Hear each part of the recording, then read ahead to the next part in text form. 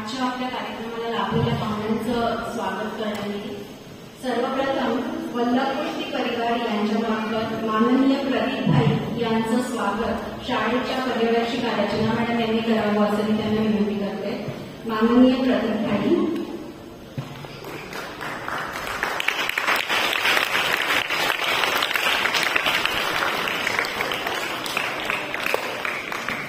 त्यानंतर वैष्णव युवा संघातर्फे आलेले माननीय गुरुवेश संघवी साहेब यांचं स्वागत आपल्या शाळेच्या पर्यवेक्षिका रचना तंडे मॅडम यांनी करावं असं मी त्यांना विनंती करते।